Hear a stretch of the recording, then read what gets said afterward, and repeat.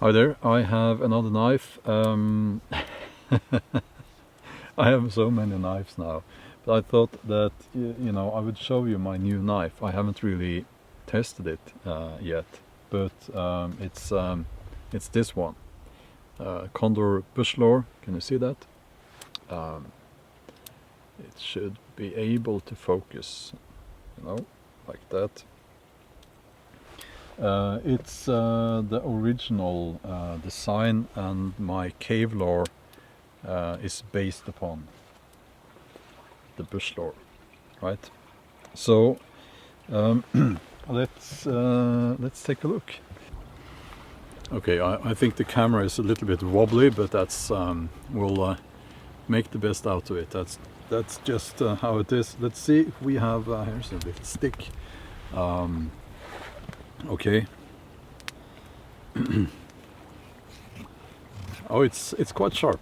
It is quite sharp. Yeah, it is sharp.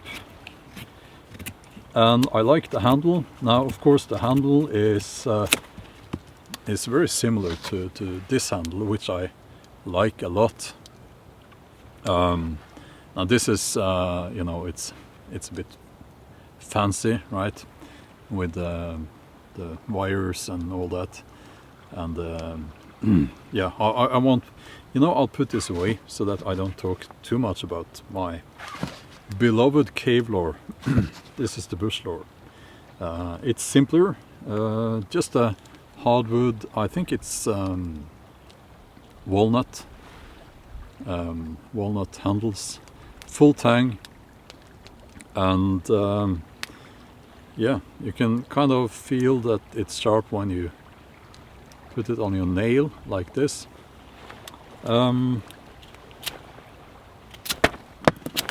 Yeah, not bad at all. Let's see if it can throw a spark. Because I want my bushcraft knives to I use them with my ferro rod, okay? Oh yeah. No problem. Now this is 1075 and the Kevlar is 1095. I am not necessarily a big fan of 1075. I like 1095 better, but I will not claim that I'm an expert on metals at all. So 1075 is a little bit softer, I believe, but that also makes it easier to sharpen, right?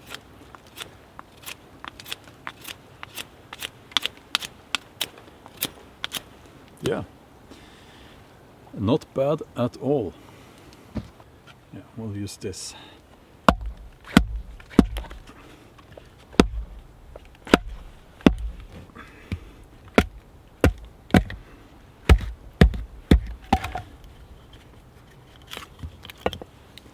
No problem at all.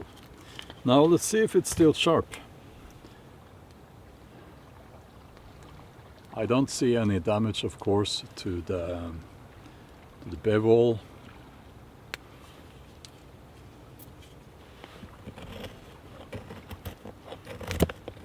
It is still sharp.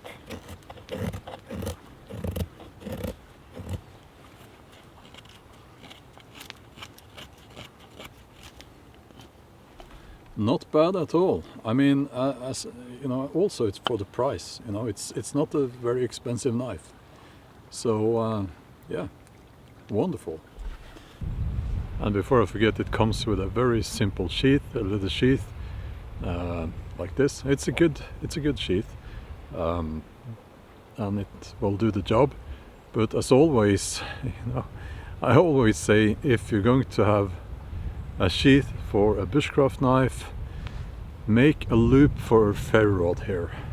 Okay, so that's a brief first look at the Condor Bushlore.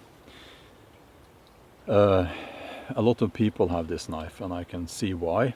The handle is comfortable and it seems to perform well. It does exactly what a bushcraft knife is supposed to do. I've said before that personally I actually prefer stainless. Some of the metals, some of the stainless steels are better in this climate, I feel. And also when you have a Scandi grind, which it has, you should have a straight line here. I've talked about that in my review of the Kevlar. But if you know how to move the knife correctly across the whetstone, then it should not be a problem. But it's a little bit more difficult to sharpen a Scandi grind knife when it doesn't have a straight line coming out here. Okay. And I suspect that a lot of people, I don't know this, but I suspect that a lot of people put a secondary bevel on this because they use these kits, sharpening kits, which I think you should not use when you have a Scandi grind knife, but that's just my opinion. I'm very traditional when it comes to knives, actually, but yeah. So a Scandi grind knife should not have a secondary bevel, in my opinion. Getting a little bit knife nerdy here now, but that's just how it is. So a brief first look. I will tell you in a few weeks, I guess, if I really like the knife or if I have discovered some problems with it. I really like the Kevlar. I love the Kevlar. It's my favorite knife now. So I think I will like the Bushlore as well, because they are so similar after all. Okay, thanks for watching, and I'll see you in the next video.